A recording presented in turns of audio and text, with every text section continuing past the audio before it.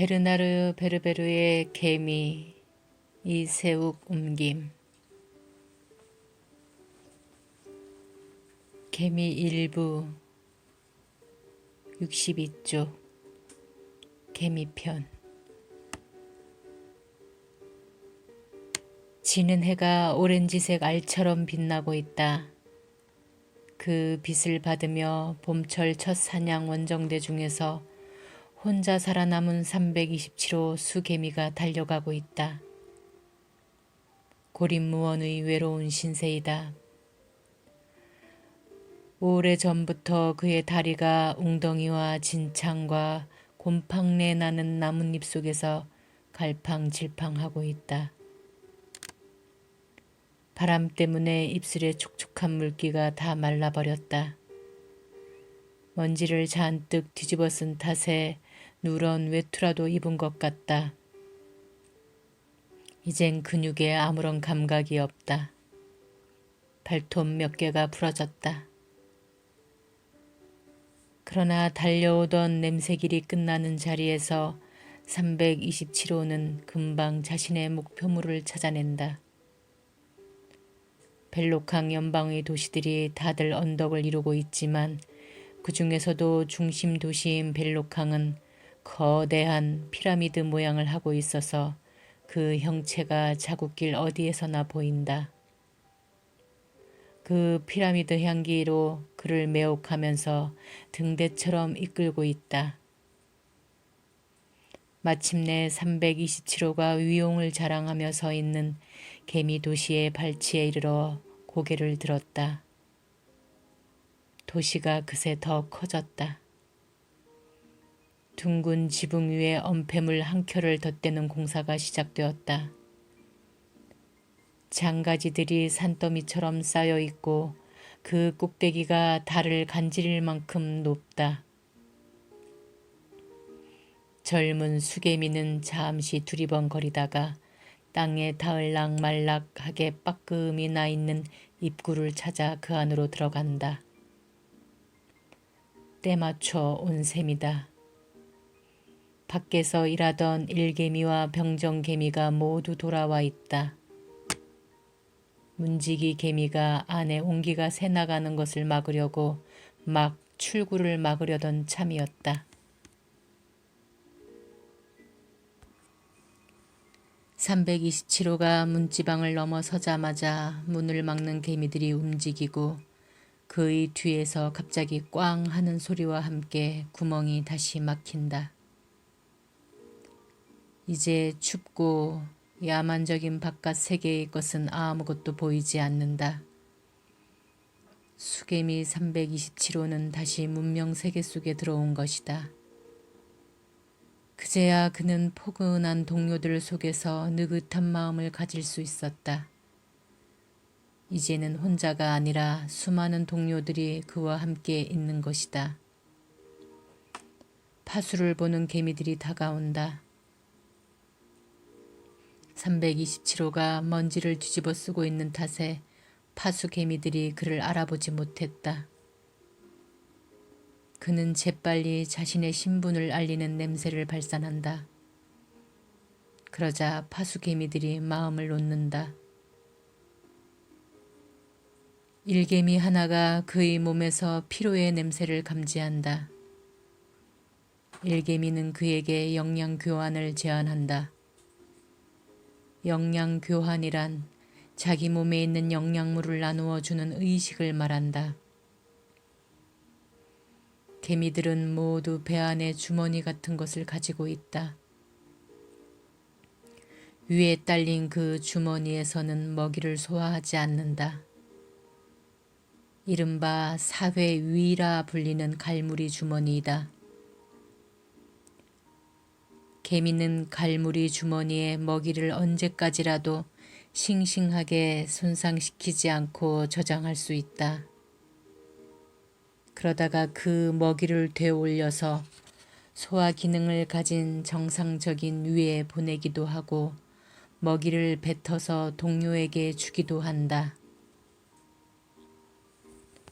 영양을 교환할 때의 몸짓은 언제나 똑같다. 먹이를 주려는 개미는 영양 교환의 대상이 되는 개미에게 다가와 머리를 가볍게 두드린다.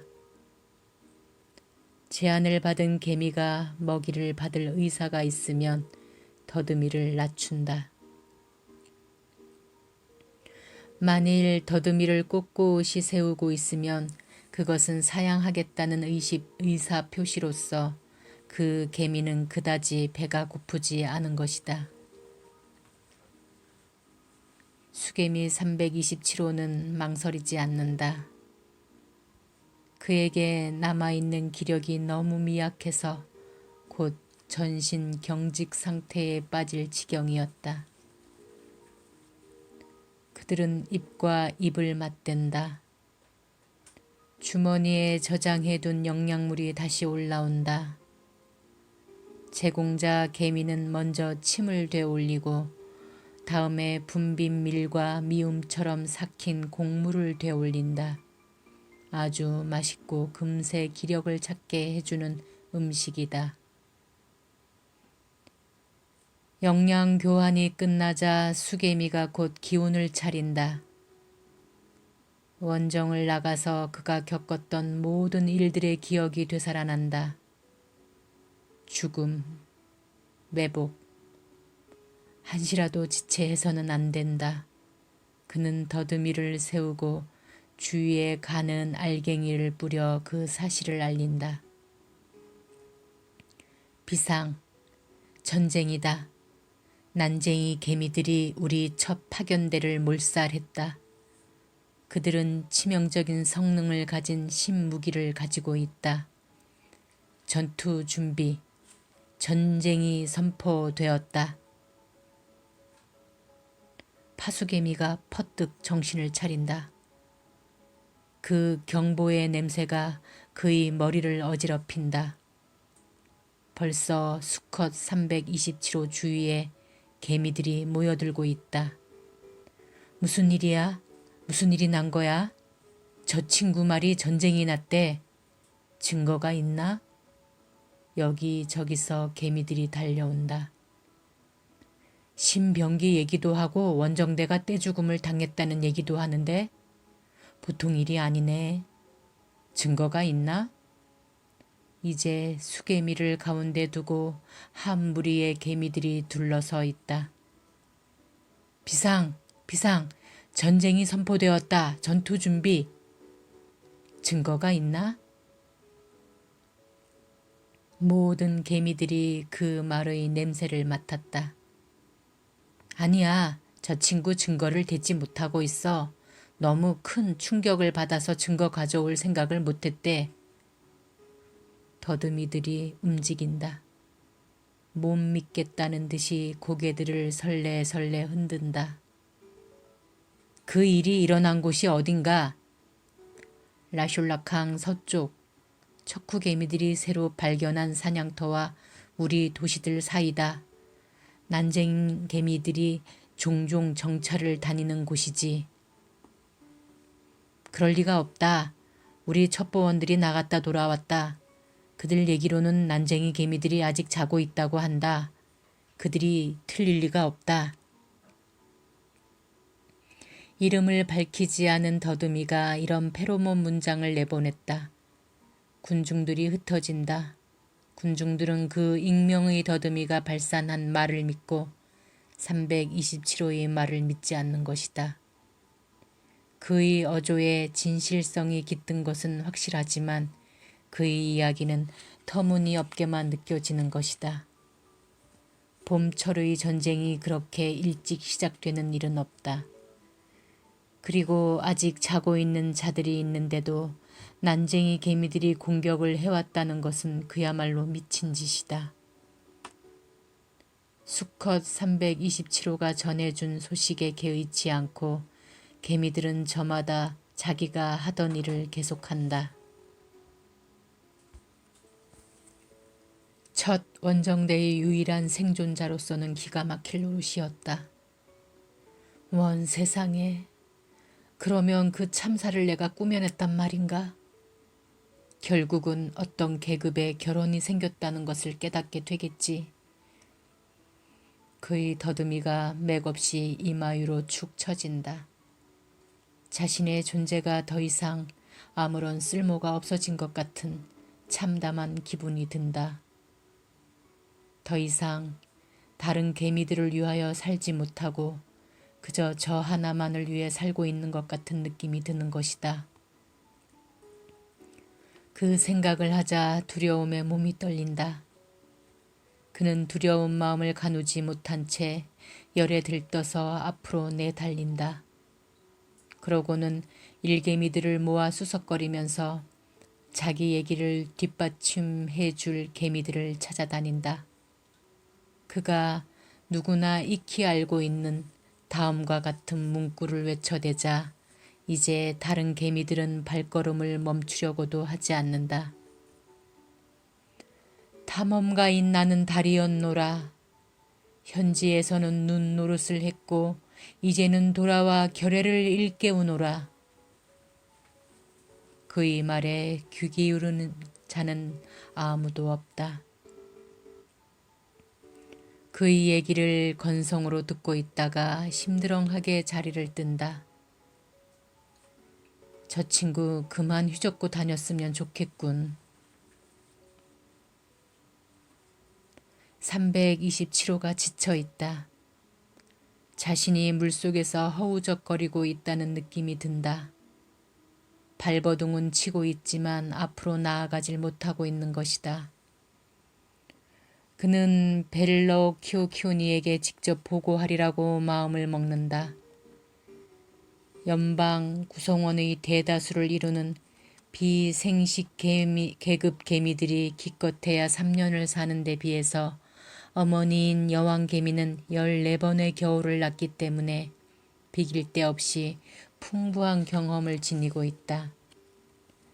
여왕이라면 그를 도와서 진실을 모두에게 알릴 수 있는 방도를 찾아낼 것이다. 젊은 수개미가 도시의 중심으로 가는 지름길로 들어선다. 알을 잔뜩 짊어진 수천의 일개미들이 그 넓은 통로에서 부지런히 걷고 있다. 그들은 지하 40층에 있던 그 알들을 지상 35층의 햇빛방에 자리를 잡고 있는 영화실까지 나르고 있는 중이다. 하얀 고치들이 아래 위 좌우로 흔들리는 다리 끝에 실려 대대로 옮겨지고 있는 것이다. 327호는 그들과 반대 방향으로 가야 했다. 쉬운 일이 아니다. 그가 어쩌다가 유모 개미들과 부딪히자 그네는 이렇게 야만적인 짓을 할 수가 있느냐며 야단을 친다. 다른 개미들이 그를 들이받고 발길질하고 떠다 밀고 핥히기도 한다. 통로가 완전한 포화 상태가 아닌 것이 그나마 다행이다. 그는 바글거리는 군중 속을 애명글면 헤치고 빠져나온다. 그런 다음 작은 터널들이 있는 길로 접어들어 빠른 걸음으로 나아간다. 그쪽 길이 더 멀기는 해도 힘은 덜 들 것이다. 개미 도시 전체를 하나의 인체에 비유한다면 그는 심장으로 가기 위해 동맥에서 소동맥으로, 소동맥에서 다시 정맥과 소정맥으로 건너가고 있는 셈이다. 다리와 육교도 건너고 때로는 비어있는 광장을, 때로는 북적거리는 광장을 가로지르기도 하면서 몇 킬로미터를 달린다. 칠흑 같은 어둠 속이지만 방향을 잃지 않고 유용케 잘도 나아간다.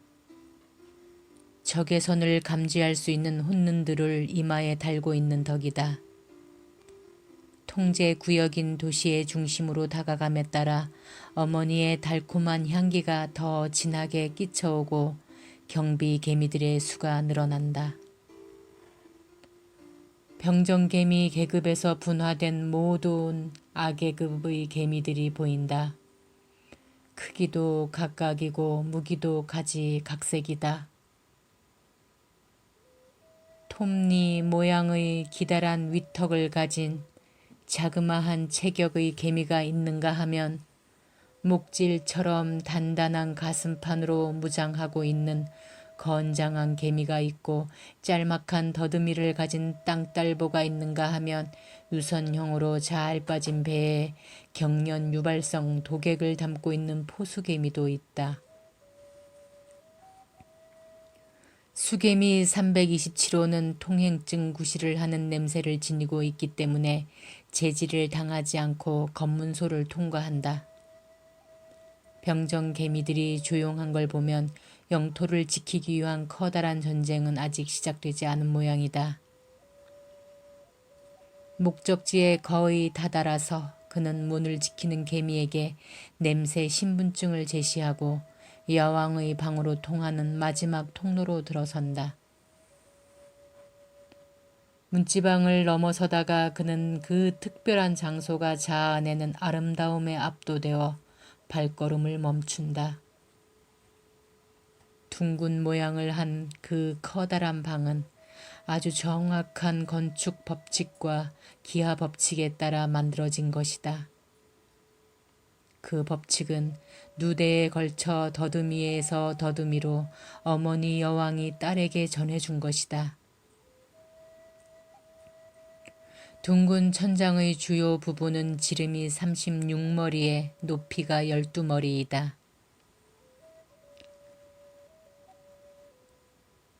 머리는 벨로캉 연방에서 사용하는 척도로서 한 머리는 인간 세계에서 사용하는 척도로 3mm에 해당한다. 희귀하게도 돌가루 반죽을 굳혀서 만든 벽기둥이 이 곤충의 전당을 바치고 있다. 바닥이 오목한 이 방은 개미들이 발산한 냄새 분자가 벽에 스며들지 않고 되도록 오랫동안 머물 수 있게 고안해 놓았다. 말하자면 훌륭한 후각 원형 극장인 셈이다. 가운데에 퉁퉁한 암개미가 엎드려 있다. 암개미는 배를 깔고 엎드린 채 이따금 노란 꽃을 향해 발길질을 해보고 있다.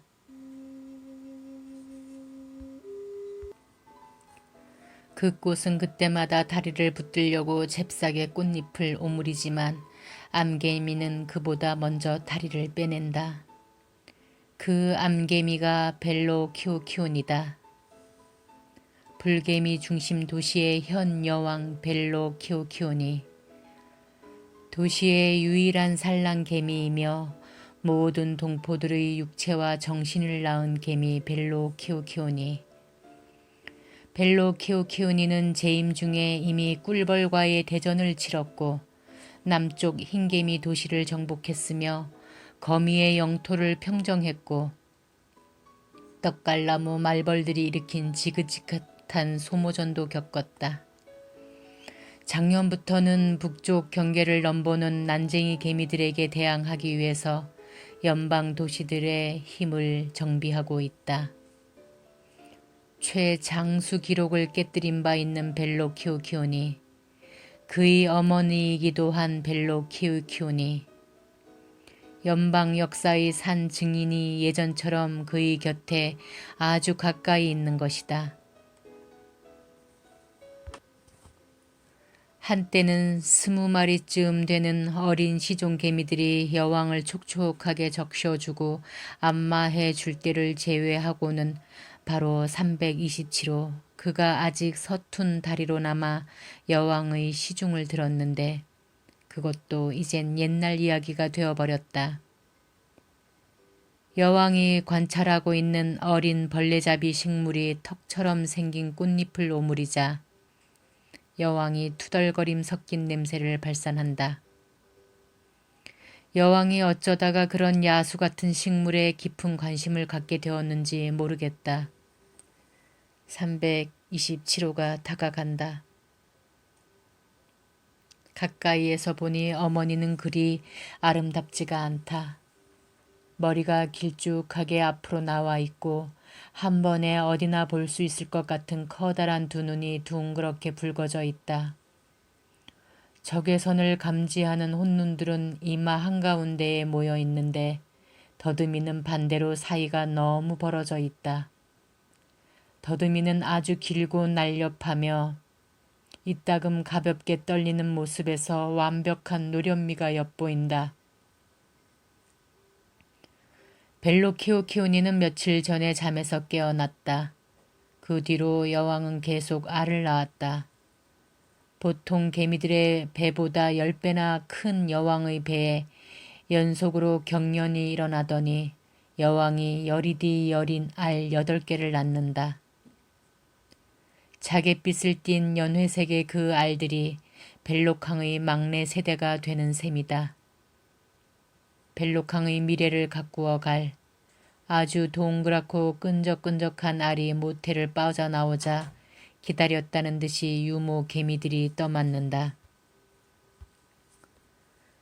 젊은 수개미는 그 알들의 냄새로 거기서 태어날 개미들의 신분을 알아낸다. 그 알들은 수개미들과 생식 능력이 없는 병정 개미들이다. 날씨가 추워서 딸들을 낳는 분비샘이 작동하지 않고 있다. 기상 조건이 나아지면 어머니는 도시가 필요로 하는 만큼 모든 계급의 알을 낳을 것이다. 일개미들이 어머니에게 와서 곡물을 빻을 개미와 포수 개미가 부족합니다 라고 말하면 어머니는 그 요구대로 알을 낳아줄 것이다. 벨로키오키오니 자신이 거처를 나와 손수 통로를 돌아다니며 냄새를 맡는 일도 있다. 어머니는 아주 예민한 더듬이를 가지고 있어서 어떤 계급에 조금만 결혼이 생겨도 그것을 금방 알아낸다. 그러면 어머니는 그 부족한 부분을 곧바로 보충해 준다. 어머니가 다시 야릿야릿한 알 5개를 낳는다. 그러고는 방문객을 향해 몸을 돌린다. 어머니가 그의 몸을 어루만지며 핥아준다. 여왕의 침이 몸에 닿는 순간은 언제나 짜릿하다. 그 침은 두루두루 효험이 있는 소독 제일일 뿐만이 아니라 머릿속에 난 상처만 아니라면 어떤 상처라도 치료할 수 있는 만병통치약이다. 벨로키오키오니는 헤아릴 수 없이 많은 자식을 가진 탓에 자식 하나하나를 찬찬히 다 알아보지는 못한다. 그럴 때는 그렇게 침을 발라줌으로써 자식의 냄새가 어떤 냄새인지 알아냈음을 보여주는 것이다. 내 자식이 왔구나. 비로소 더듬이를 사용한 대화가 시작된다. 결의의 모태에 들어온 것을 환영한다. 내 품을 떠나기는 했으되 돌아오지 않을 수 없을지니. 어머니가 자식에게 하는 의뢰의 말이다. 그 말을 하고 나서 어머니는 끈끈한 액을 내어 327호의 더듬이 12마디에서 페로몬이 나오게 한 다음 그 냄새를 맡는다. 어머니는 벌써 방문의 이유를 알고 있다. 서쪽에서 파견된 첫 원정대가 전멸을 당했다. 참사가 빚어진 장소의 주변에 난쟁이 개미들의 냄새가 있었다. 그자들은 10중 8구 비밀 무기를 발명해낸 것이다. 탐험가인 그는 달이었노라. 현지에서는 눈 노릇을 했고 이제는 돌아와 결례를 일깨우노라. 너는 확신을 가지고 있다. 다만 내가 결례를 일깨울 수 없다는 게 문제다. 내 페로몬은 아무도 설득하지 못하고 있다. 너는 나 벨로키오키오니만이 진실을 결례에게 알리고 경각심을 일깨울 수 있다고 생각하고 나를 찾아온 것이로구나. 어머니는 한층 더 세심하게 그의 냄새를 맡는다. 더듬이 마디마디와 다리에서 나오는 아주 사소한 냄새 알갱이 하나도 놓치지 않는다. 그래, 죽음과 불가사의 흔적이 묻어나는구나. 전쟁일 수도 있고 그렇지 않을 가능성도 많지. 어머니는 그의 말이 사실이든 아니든 어머니 마음대로 무엇을 결정할 수 있는 건 아니라는 사실을 밝힌다. 개미 도시에서는 무엇을 결정할 때 확고부동한 합의를 토대로 결정한다. 어떤 계획이 나오면 그 일에 함께 매달릴 집단이 형성되어야 한다. 인체에 빗대어 말하면 일종의 신경 중추를 하나 만드는 셈이다. 그렇게 하나의 집단을 모아내지 못하면 327호의 경험은 아무런 쓸모도 없게 된다. 어머니조차 그를 도울 수 없다.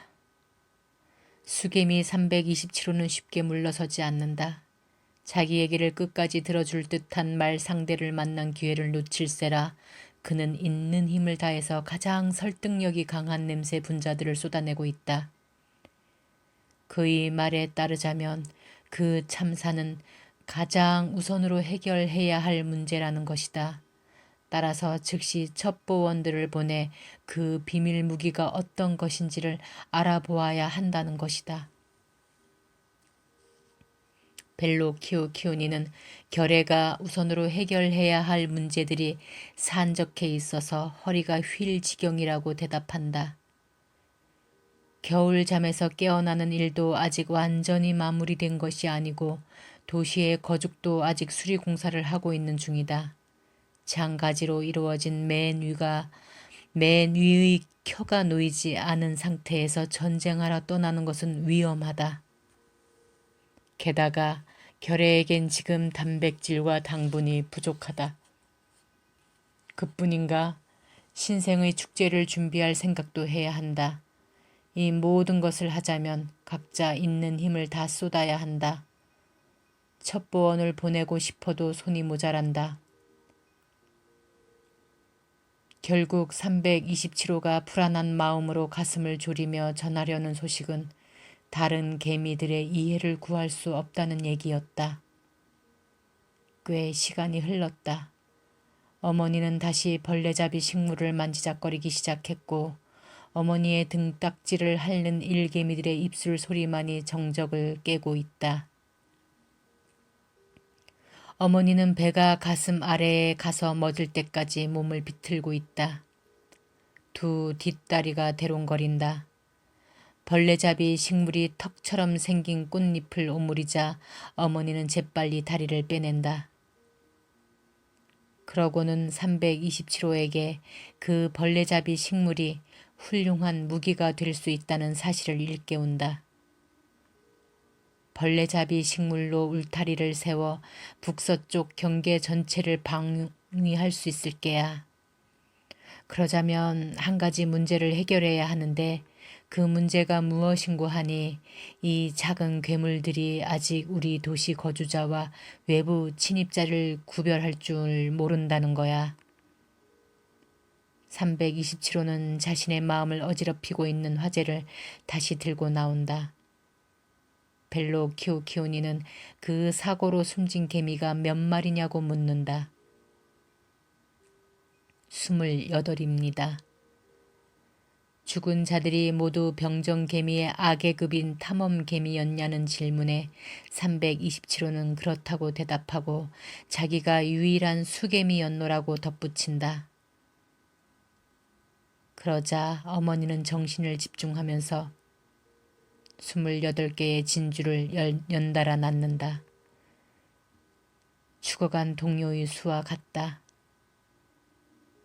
28마리의 개미가 죽은 대신에 그 역할을 대신할 28개의 알이 태어난 것이다.